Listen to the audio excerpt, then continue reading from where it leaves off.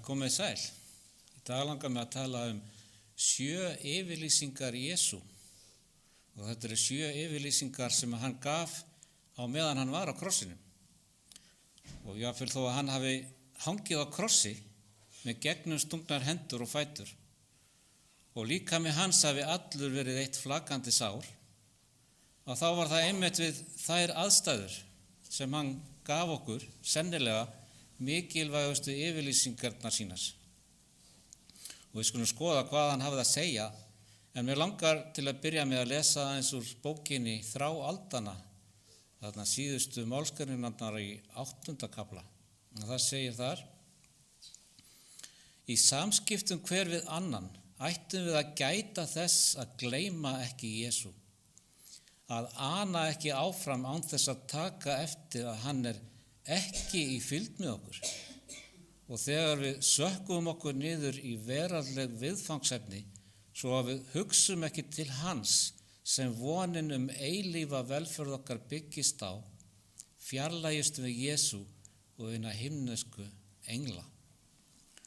Og þessar heilugu verur geta ekki haldist þar sem nærveru frelsarans er ekki óskað og fjarveru hans er ekki gaumur gefin. Vegna þessa ríkir svo oft vonleysi og vanmáttakennd meðal þeirra sem játa Krist í orði. Margir sækja guðþjónustur og endurnærast og huggast af orði Guðs. En af því að þeir vanrækja íhugun, árverkni og bænahald, missa þeir af blessuninni og finnst þeir vera ráðvilltari eftir en áður. Oft finnst þeim Guð hafi verið þeim harðhentur. Þeir sjá ekki að sökin er þeirra sjálfra. Og með því að fjarlægjast Jesú hafa þeir lokað úti birtuna af nálægð hans. Okkur væri hollt að eyða kyrrlátri stund dag hvern í hugleiðingu líf Krists. Við ættum að fara yfir það lið fyrir lið og láta ímyndunina grípa hvert atriði, einkum varðandi lokaatriðin. Og þegar við hugleiðum þannig hina miklu fórn hans fyrir okkur, mun traust okkar á honum verða staðfastara, kærleikur okkar örvast og við æ mei verða gagntekin af anda hans. Ef við viljum að síðustu frelsast, verðum við að öðlast lærdóm iðrunar og auðmýktar við fótstall krossins. Og þegar við komum saman getum við orðið hvert öðru til blessunar. Og ef við erum Krists, þá verður sælasta hugsanir okkar hann. Við munum hafa yndi af að tala hann, og meðan við tölum hver við annan elsku hans, munu hjörtu okkar mildast vegna guðdómlegrar áhrifa. Og þegar við sjáum fegurð lyndisengunar hans, munu við ummyndast til hennar sömu myndar frá dýrð til dýrðar. Og hér lýkur þessari tilvitnun. Og þannig vil ég í dag fara yfir lokaatriðin í lífi Jesú, eins og hún leggur til að við gerum dag hvern, einkum síðustu 7 yfirlýsingar hans á krossinu. Og ég vil byrja á því að segja að það er engin tilviljun í því sem Kristur gerði eða sagði. Hvert einasta orð er mikilvægt og það er allt sett fram með þeim tilgangi að kenna okkur eitthvað, hvert einasta orð. Þannig að allt sem hann sagði á krossinum er gríðarlega þýðingamikið, ekki síst hvað varðar hjálpræði okkar. Það færir okkur hvatningu og áskorunir. Píslaganga Krists var gríðarlega erfið og ekki bara á krossinum. Krossfestingin var hræðileg. Hann var barinn af æðstaráðinu áður en Pílatus gaf honum í hendur hermönnum sínum. Síðan var hann barinn af hermönnum Heródesar og hann var gerður að atlægi og spotti. Og hann þurfti að ganga í gegnum hræðilega þjáningar. Allt var þetta í raun það sem við eigum sjálf skilið vegna okkar syndar. En þetta var ekki mesta þjáningin. Mesta þjáningin fyrir Krist var að vera aðskilinn frá föðurnum. Og í fyrsta skipti í eilífðinni átti sér stað þessi aðskilnaður milli föður og sonar.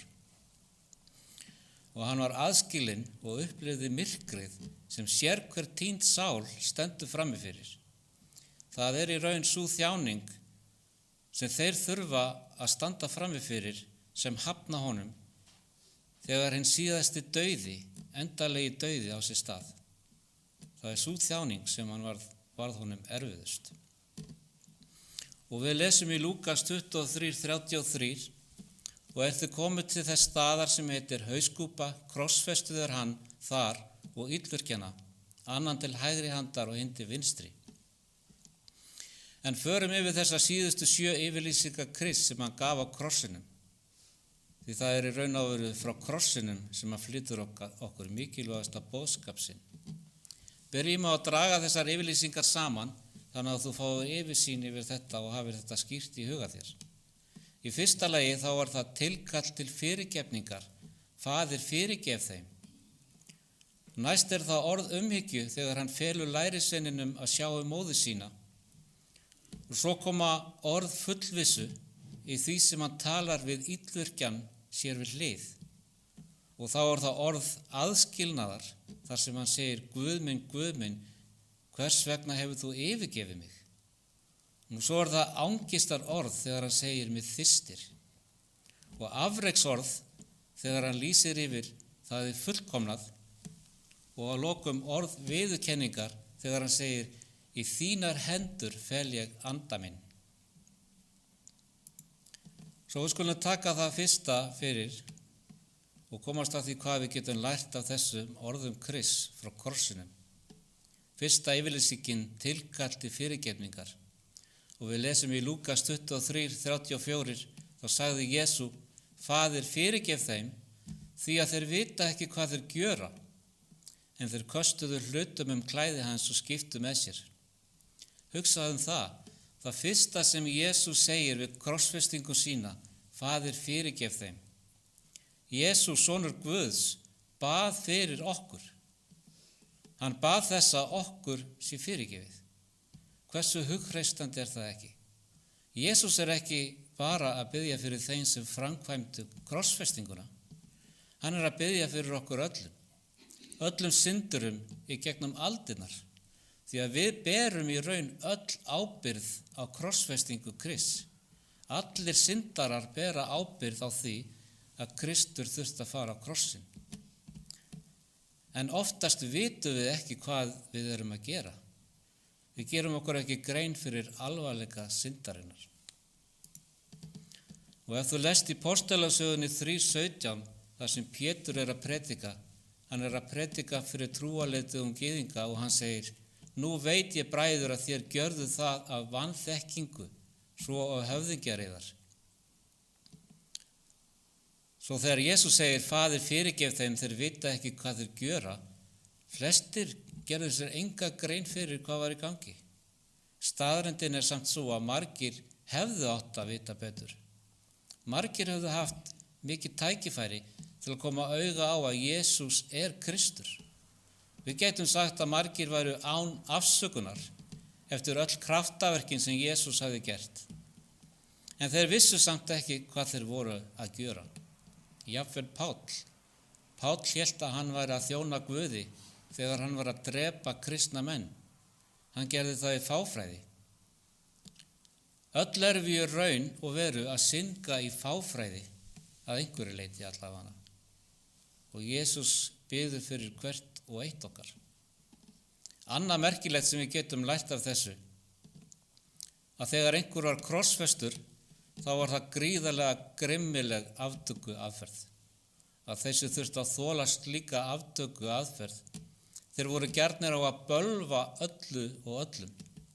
Þau bölvuðu hermönnunum, þeir bölvuðu keisaranum, þeir jafnvel bölvuðu fjölskyldu sinni og þeir bölvuðu Guði eða hinum ýmsu guðum sem að þeir trúðu á. Og þeir áttu vona því að Kristur myndi bregðast við með sama hætti. Hvers vegna ætti hann að vera eitthvað öðruvísi?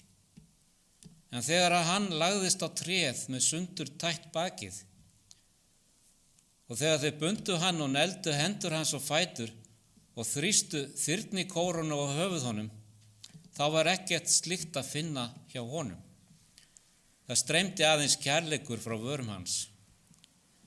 Það var ekkert hatur að finna í hjarta hans, sama hvað þeir gerðu við hann. Þannig gaf Jesús postulunum fordæmi. Því hvað gerði Stefán þegar hann var grýttur, 3,5 ári síðar, þegar Stefán dó fyrir trú sína? Þá segir að hann það sama og húsbóndi hans hafði sagt áður. Og það segir í postulunsögunni 7:60 Stefán. Síðan féll hann á kné og hrópaði hárri röddu: Drottinn láta á ekki gjalda þessarar syndar.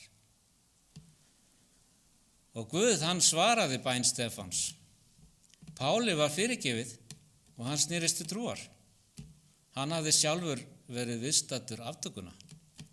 Hann vissi ekki hvað hann var að gera, að hann væri að berjast gegn Guði sjálfum. En honum var fyrirgefið vegna þess að það var beðið fyrir honum. Og hvað ef Stefán hefði blótað honum í sand og ösku og óskað þess að Guð refsi honum?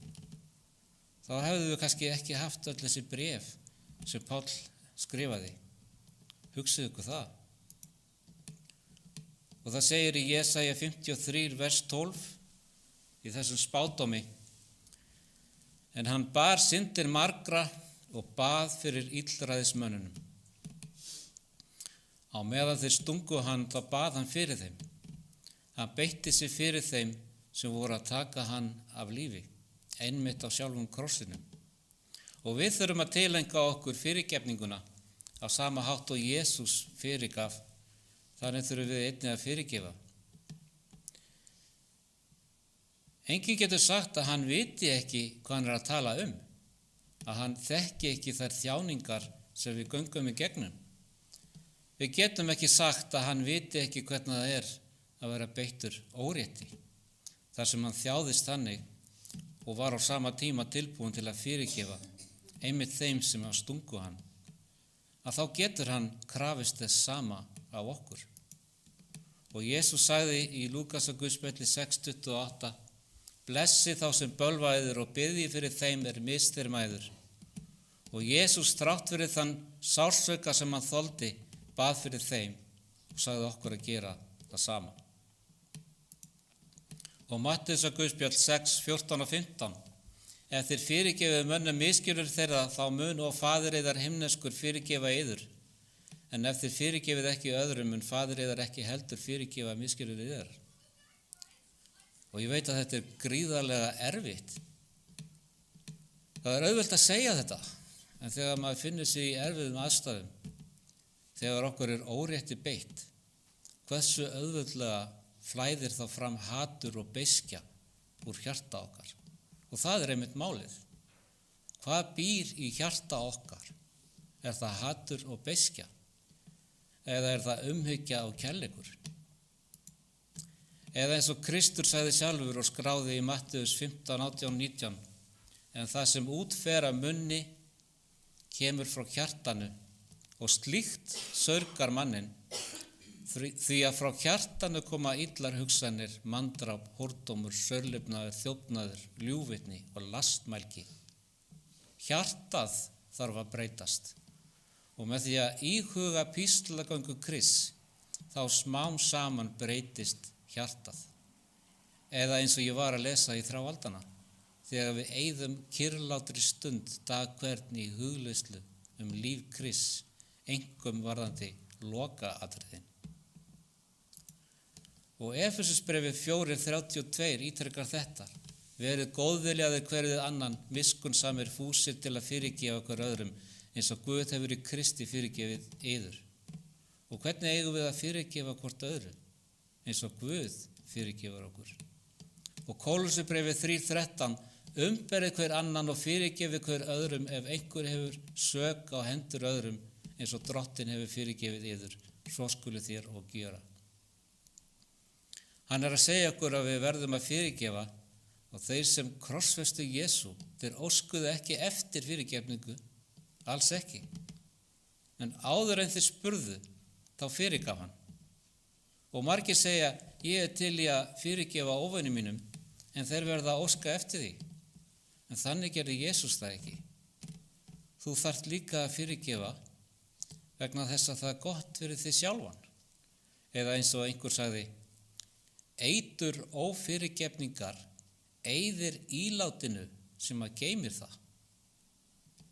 Ef þú heldur því inni, þá er það að éta þig innanfrá. Og þá er það næst yfirlýsing Jesú á krossinum, orð umhyggju.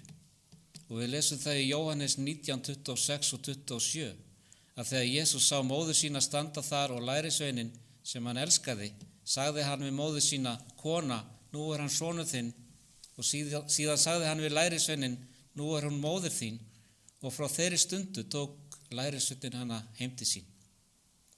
Hugsið ykkur það að Jesús er á krossinum frá því 9 morguninn til 3 síðdegis og svo deyr hann. Og meðan hann hékk þar stóð svívirðilegu múurinn álengdar, en að lokum komu nokkrir fylgjendur hans nærri og þar á meðal þessi lærisveinn og móðir hans. Og hann segir, kona, nú er hann sonur þinn og nú er hún móðir þín. Og líklegt þykir að Jósef hafi dáið nokkrum árum áður og bræður og systur Jesú, þar voru líklega hálfbræður og hálfsystur frá Jósef. Annars hefði það verið rökrétt að hún færi til eins af þeim. En Jesús hann þekkti lærisveinin sem líklega var Jóhannes. Hann var ekkert að geta þess að það hefði verið hann sjálfur. En það er meira sem við getum lært af þessu. Að þegar Jesús segir, kona, nú er hann sonur þinn. Hver var fyrsti spádómurinn í Biblíunni? Strax eftir syndafallið. Þá er þeim sagt að af konunni skyldi koma sæði sem myndi tortíma höggorminum.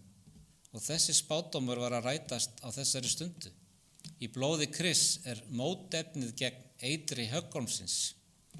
Og Jesús á krossinum er að mylja höfuð höggormsins.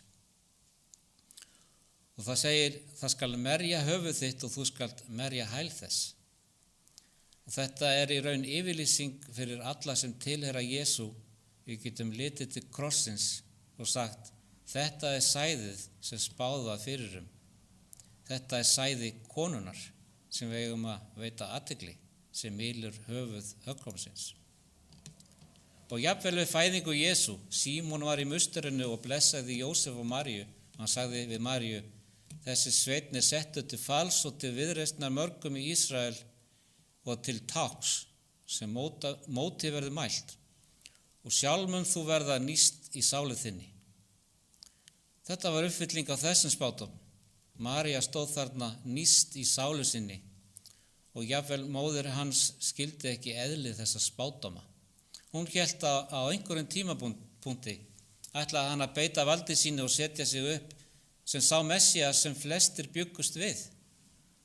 En á undan krúnunni kom krossin og það skildu flestir lærisveinarnir ekki. Og þegar við sjáum umhyggju hans fyrir móður sinni, þá vitum við að honum er annt fjölskyldu sína. Að það er mikilvægt fyrir okkur að sjá það, því að við erum fjölskylda Guðs. Við erum ættleidd inn í fjölskyldu hans. Við verðum synir og dætur Guðs fyrir blóð Jesú og fyrir fórn hans. Og kona í Biblíunni er tákn fyrir kirkjuna. Þannig getum við tileinkað okkur þetta. Jesú ber umhyggju fyrir okkur öllum, kirkjunni. Hann skilur okkur ekki eftir munaðarlaus. Hann hefur sendt okkur annan hjálpara. Hann hefur gefið okkur heilagan anda sem er með okkur allt til enda veraldar. Og Jesús lofar okkur og segir, þegar ég verð hafin upp frá jörðu mun ég draga alla til mín. Og Jóhannes skírari sagði, sjá lamb Guðs sem ber synd heimsins. Hann dregur okkur til sín vegna þess að hann ber umhyggju fyrir okkur, eins og hann bar umhyggju fyrir móður sinni. Og Páll segir okkur í Hebreabréfinu 12, 1 og 2: Léttum því af oss allri byrði og viðlóðandi synd og þreytum þolgóði skeið það sem við eigum framundan. Beinum sjónum vorum til Jesú, höfundar og fullkomnara trúarinnar. Vegna gleði þeirra er beið hans leið hann þolinmóður á krossi, mat smán einskins og hefur nú sest til hægri handar hásæti Guðs. Og með því að sjá hann á krossinum gerir það okkur aðeins auðveldara að þreyta skeiðið og leggja syndina til hliðar. Og það er erfitt fyrir okkur að koma með afsakanir þegar við sjáum Jesú á krossinum. Þú sérð hann hvað synd þín kostar, þú sérð hvernig það særði hann og þú sérð hann líða. Krossin er þar sem við finnum kraftin til að umbreytast og eignast þannig hlutdeild í fjölskyldu Guðs. Hann dregur okkur til sín þegar við sjáum umhyggju hans, ekki síst gagnvart móður sinni. Og Jesús segir okkur því með þessu að hann ber umhyggju fyrir kirkjunni. Hann ber umhyggju fyrir mér og þér. Nú þá er það næsta yfirlýsing Jesú á krossinum, orð fullvissu, eins og segir í Lúkas 23:43. Sannarlega segi ég þér í dag, þú skalt vera með mér í paradís. Honum er gefin þessi fullvissa. Jesús var eins og við vitum krossfestur á milli tveggja illvirkja. Þennan dag létu þeir útbúa 3 krossa. Einn fyrir Barabbas og einn fyrir hvern félaga hans. Barabbas fór frjáls. Jesús hann dó á krossi Barabbasar. Við erum eins og Barabbas. Hann tekur okkar stað. Það er illvirki til hægri og það er illvirki til vinstri. Jesús er krossfestur rétt í miðjunni eins og Jesaja sagði fyrir Hann gaf líf sitt í dauðan og var með illræðismönnum talinn, rétt á milli þeirra.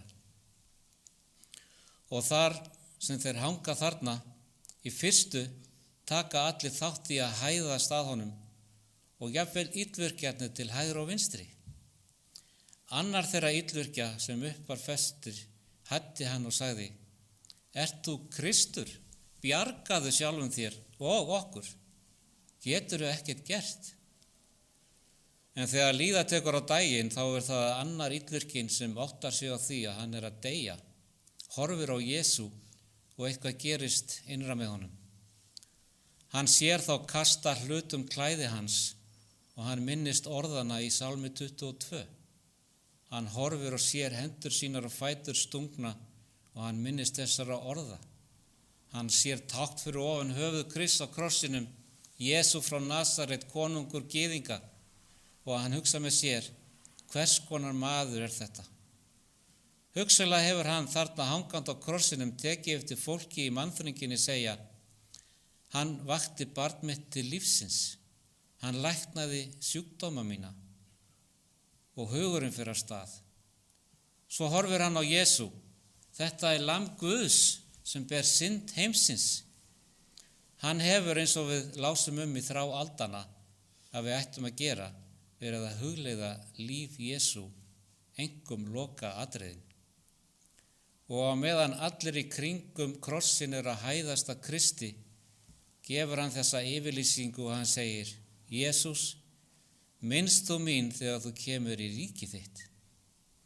Þetta er merkilegt því að enginn var tilbúin til að kalla Jesú drottinn á meðan hann hékk á krossinum.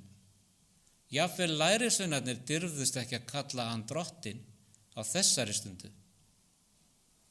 Og takið eftir því að hann segir: þegar þú kemur í ríki þitt. Og það gefur til kynna að hann trúir því að hann sé konungur.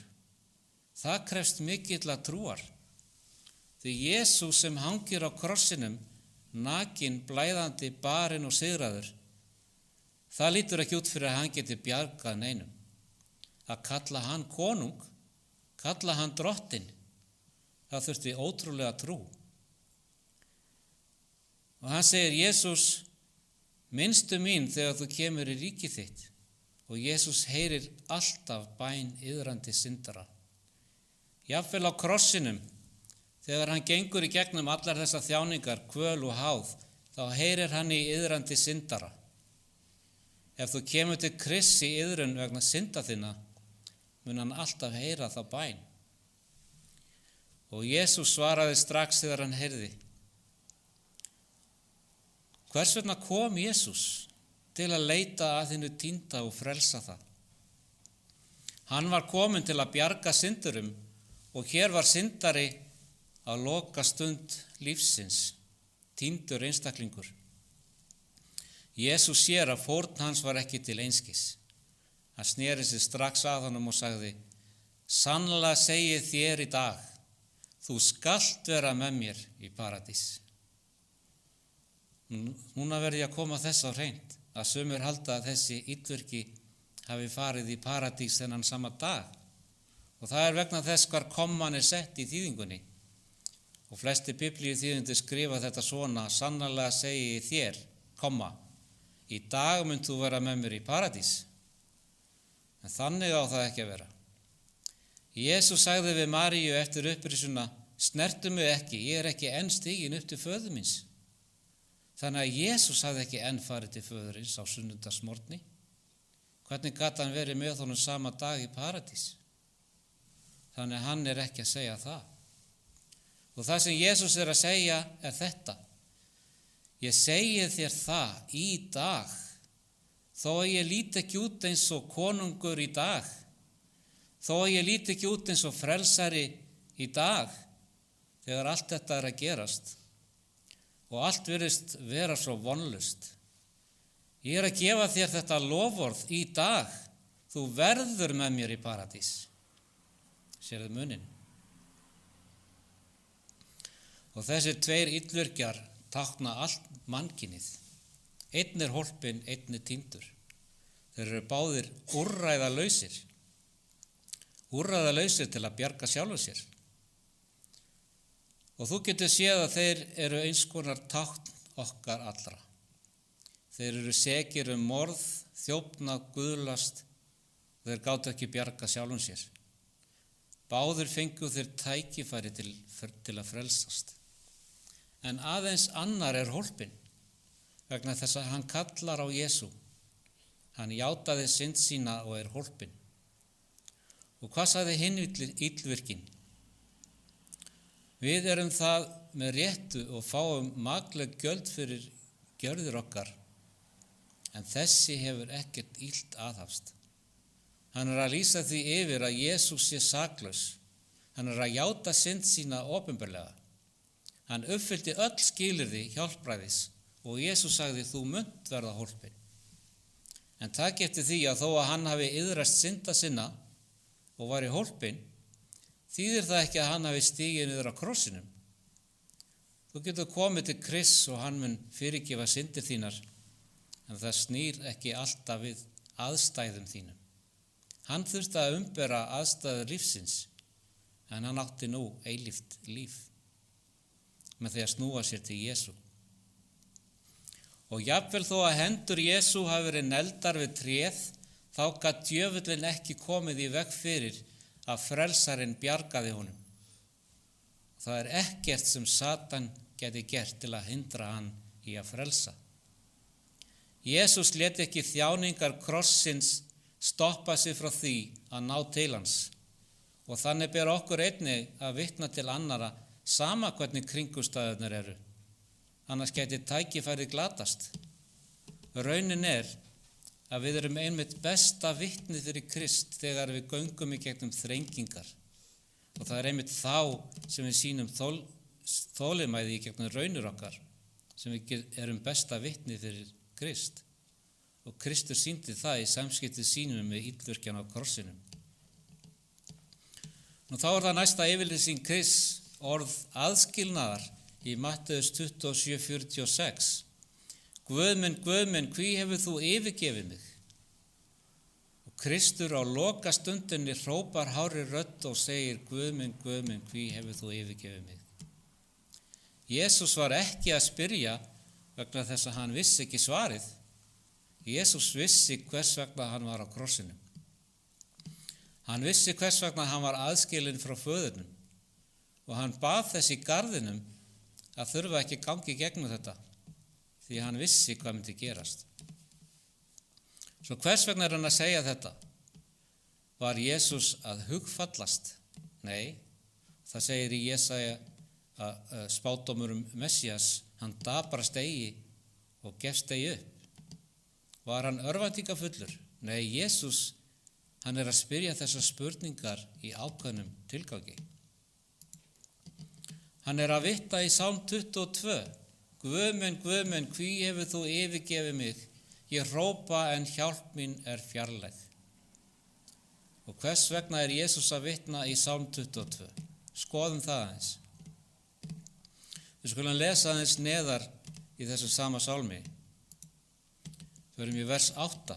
Það segir: Allir þeir sem sjá mig gjöra gísa mér, bragða grönnum og hrista höfuðið. Hann fól málefni sitt drottni. Hann hjálpi honum. Hann frelsi hann, því að hann hefur þóknun á honum. Þetta var kallað Messíasasálmur. Gyðingar töldu að þetta veri sálmur sem segir okkur frá Messías. Og nokkur 100 metra frá á páskahátíðinni í musterinu átti að lesa úr Messíasasálmi. Kristur, æðsti prestur okkar, var að lesa úr Messíasasálmi. Því nú hann lamb Guðs og hann biður fólk í kringum krossin að gefa gaum að orðum sálmsins. Og þetta hefði átt að kveikja einhver ljós í huga margra. Og lesum áfram í þessum sama sálmi. Því að hundar umkringja mig, hópur illvirkja slær hringum mig, hendur mínar og fætur hafa þeir gegnum stungið. Ég get talið öll mín bein. Þeir horfa á og hafa mig að augnagamni. Þeir skipta með sér klæðum mínum og kasta hlutum kyrtil minn. Og hvernig gat hann nú skipulagt allt þetta? Þetta ótrúlegur spádómur. Og þú gerir þér grein fyrir því að þessi sálmur skrifaður það bil 1000 árum áður en Jesús fæddist. Og dauðahafs handritin staðfesta að þessi sálmur var skrifaður áður en Jesús fæddist. Hversu fullkomlega sýnir þetta þjáningar Krists á krossinum? Og gyðingar stunduðu ekki einu sinni slíkar krossfestingar. Þetta eins og þegar hann sagði við Adam: Hvar ert þú? Hann að spyrja okkur: Hvers vegna, faðir? Hvers vegna hefur þú yfirgefið mig? Og hann býður okkur öllum að svara þessari spurningu. Nú mér langar að lesa eins meira úr bókinni Þrá aldanna, blaðsíðu 566. Flekklaus sonur Guðs hékk á krossinum, hold hans flakandi af svipuhöggum. Þessar hendur sem svo oft höfðu verið réttar fram til að blessa, neldar á þverslana. Þessi fætur sem höfðu verið svo óþreytandi að ganga til kærleiksverka, neldar fastar á tréð. Þetta konunglega höfuð sundur stungið af þyrnikórunni. Þessar titrandi varir beygðar í kvalastunum.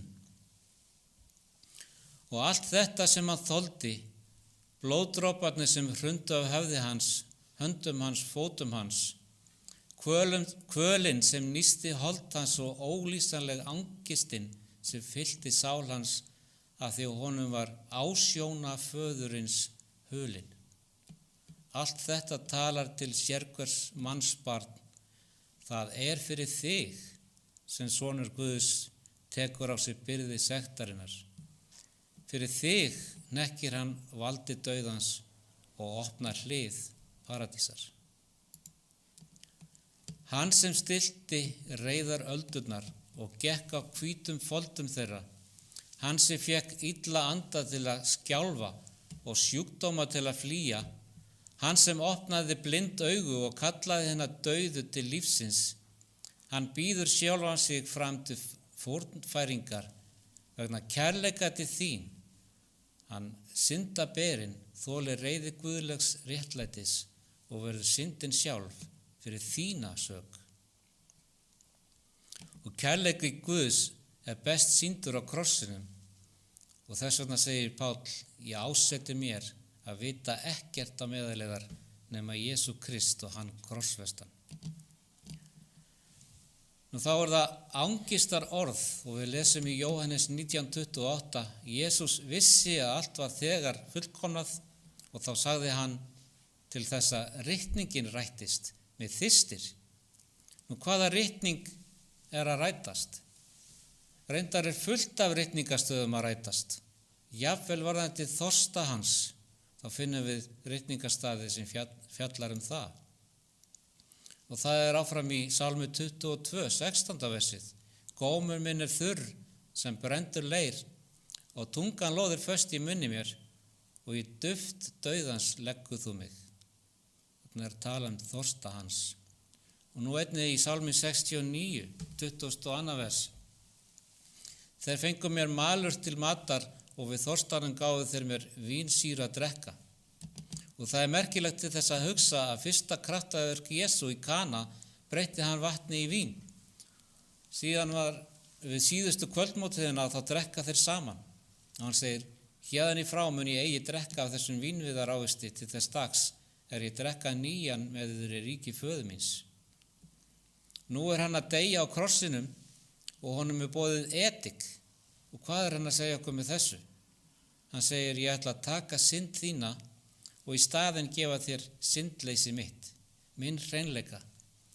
Ég ætla að taka veikleika þinn og gefa þér kraft minn.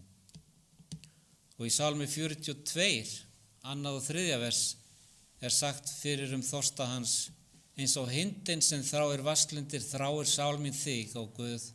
Sál mín þystir eftir Guði, hinum lifandi Guði. Hvenær mun ég fá að koma og birtast fyrir augliti Guðs? Og Jóhannes, hann er sá eini sem segir okkur frá í Guðspjallið sínu frá samvesku konunni við brunnin. Það sem Jesús segir, hvert sem drekkur af vatni er ég gef honum mun aldrei þyrsta að eilífu. Því vatni sem ég gef honum verður í honum að lind sem streymir fram til eilífs lífs. Hann gefur þér heilagan anda. Hann endurnýjar þig á hverjum degi þegar þú heldur brunni þínum hreinum með bæn á hverjum degi. Og Biblían lofar, bikar þinn verður barma fullur. Og Jesús sagði, sælir eru þeir sem hungrar og þystir eftir réttlætinu, því að þeir munu saddir verða. Og Jesús aðskilinn frá föðurnum bar syndir okkar og sagði með þystir. Hann fann fyrir þorsta eftir réttlæti, vegna alls þess óréttlæti sem hann þurfti að líða. Hann bar synd okkar á þeirri stundu. Með þystir. Hungra þig og þystir eftir réttlæti. Loforðið er að ef þú gerir það, muntu fyllast. Þér munu leita mín og finna mig þegar þeir leita mín af öllu hjarta. Og næst er það afreks orð og það segir frá því í Jóhannes 19:30 að þegar Jesús sagði fengið ediki, sagði hann það er fullkomnað. Og þetta er einn dýrlegasta yfirlýsingin á krossinum, að hann hefur verið þjáður og þystur og kannski hefur þetta litla bragð af etikinu hrest hann eitthvað við, en hann hrópar innblásin af heilugum anda og þetta eru sigur orð og afreks orð og verkefni hans er farsælt. Það er ekki aðeins fullkomnað, reikningurinn er greiddur að fullu, skuld okkar er felld niður. Hann hefur tekið þetta allt innra með sér. Hann borgaði fyrir synd hvers mann sem hefur lifað og sem lifi núna eða mun nokkur tíma að lifa. Hann tók þetta allt, hann uppfyllti spádómana, hann efndi loforðin, hann sigraði, ákvæðin voru uppfyllt. Og vegna gleði þeirra er beið hans leið hann þolumóður á krossi til að þú og ég yrðum hólpin. Og hann hefur fullnægt öllum kröfum réttlætisins. Hann hefur komið öllu til leiðar sem sagt var fyrir af spámönnunum og nú er leiðin til hins heilaga opinberuð fyrir blóð hans á krossinum. Fyrir þennan hörmulega dauða er Guð sáttur við mannin og himnaríki er opið öllum trúuðum. Þvílíkt dásamlegt loforð. Og þessi yfirlýsing, það er fullkomnað, hún er sigur yfirlýsingin. Þetta er yfirlýsing að einhver kemur til þín og segir, ekki hafa áhyggjur af skuldinni, ég er með þetta, það er greitt að fullu. Og á lokum er það orð viðurkenningar, að það segir frá því í Lúkas 23:46, þá kallaði Jesú hárri röddu: Faðir, í þínar hendur fel ég anda minn. Og hann hafði þetta mælt, gaf hann upp andan. Og það segir að myrkur huldi landið á þessum tíma, en þegar hann lýsti því yfir að það væri fullkomnað, þá gerðist eitthvað. Skýin skildu og ljós kom í gegn, og það sáu allir þar. Hann hrópar: það er fullkomnað, og svo lýsir hann yfir síðustu yfirlýsingunni: Faðir, í þínar hendur fel ég anda minn. Og fyrstu orð Jesú sem skráð eru í jarðnesku lífi hans eru: mér ber að vera í húsi föður míns. Og nú síðustu orð sín fyrir upprisu sína sagði hann: Faðir, í þínar hendur fel ég anda minn. Hann hafði lokið verkefni föðurins. Hann byrjaði þrautagöngu sína í garðinum með því að segja: ekki minn vilji, og hann endar þrautagöngu sína með því að segja: í þínar hendur. Og Jesús sér, hann sýnir fullkomna undirgefni við föðurinn.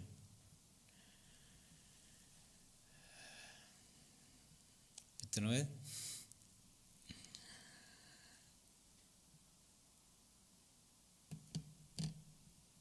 Fór eitthvað aðeins úr skorðum hjá mér.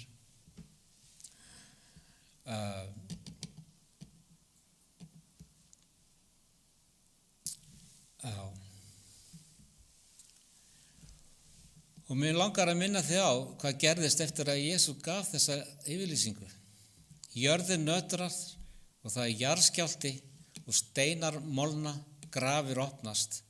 Og þetta er svo töfrandi að rómverskur hermaður, hundraðshöfðingi, sem er þarna til að gæta og hafa umsjón við aftökunni, segir: sannarlega var þessi maður sonur Guðs. Og hann sér að öll náttúran bregst við yfirlýsingu hans. Þetta er það sem er að gerast út á Golgata, en í musterinu einmitt á þeirri stundu er presturinn að búa sig undir að færa fórnarlambið. Og aftur langar mig að vitna þess í þráaldana, og það er á blaðsíðu 567. Þegar hið háa hróp barst frá vörum Krists, það er fullkomnað, voru prestar að þjóna í musterinu, og það var stund kvöld fórnfæringa. Og lamb sem táknaði Krist hafði verið leitt til slátrunar, og klæddur tákgrænum og fögrum skrúða stóð presturinn með hnífinn reiddan eins og Abraham þegar hann bjóst þess að fórna syni sínum. Og fólkið fylgdist með fullt eftirvæntingar, en jörðin bifast og skelfur því að sjálfur drottinn nálgast, og með háum bresti rifnar forntjald musterisins ofan frá og niður úr fyrir ósýnilegri hendi. Og forntjaldið hafði verið 60 fet á lengd, 30 fet á breidd og eins þykkt og lófi manns, ofin í 72 aðskildum ferningum. Og þetta var gríðalegt tjald. Og skyndilega frá toppi til botns, alveg fyrir miðju, rifnar það af óséðri hendi. Og núna geta þeir litið inn í og séð náðarstólinn. Örkin er ekki þar. Hún hafði aldrei fundist síðan hún var falin, og líklega hafði það verið Jeremía og sumir prestana fyrir útlegðina til Babylóníu. Og enginn nema æðsti presturinn skyldi nokkuð tíma lyfta hulunni og líta inn í þennan stað. Hann kom bara inn einu sinni á ári, en núna er það rifið. Og helgasti staður hins jarðneska helgidóms er ekki lengur hulinn.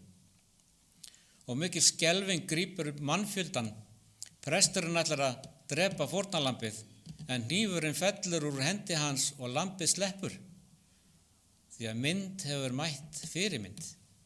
Í dauða Jesú, sonar Guðs, hefur en mikla fórn verið færð. Leiðin til hins allra helgasta er lögð opin, og ný og lifandi leið eru undirbúin fyrir alla. Og héðan í frá er frelsarinn að þjóna sem prestur og málsvari okkar á himnum. Nú er lokið öllum syndafórnum og slátufórnum, og með sitt eigið blóð gengur hann inn í hið heilaga eftir að hafa fengið jarðneska endurlaust fyrir okkur.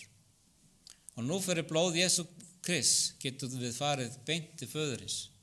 Kristur er lamb Guðs og það fyrir blóð hans sem við getum öll komið beint til föðurins og fengið fyrirgefningu.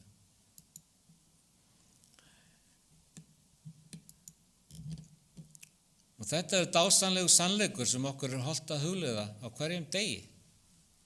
Við þurfum eins og illvirkin á krossinum að bregðast við því sem Jesús hefur talað til okkar á krossinum.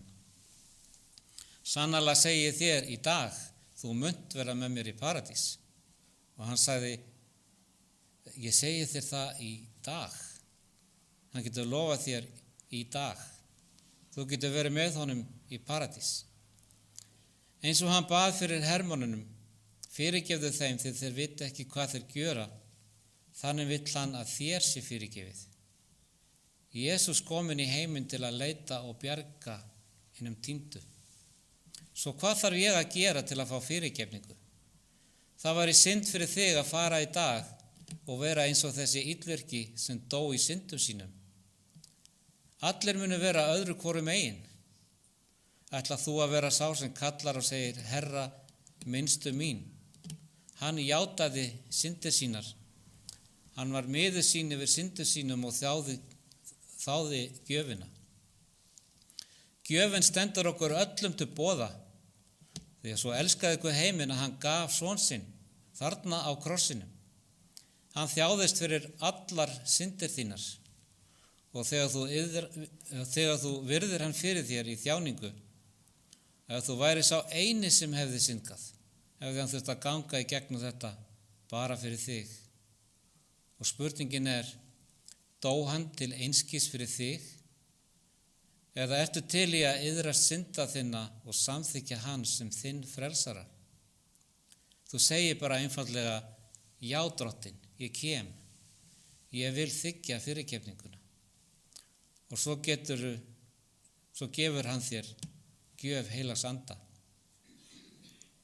Játaðu syndir þína fyrir Guði og byttu styrk og taktu ákvörðun að lifa nýju lífi fyrir náð hans.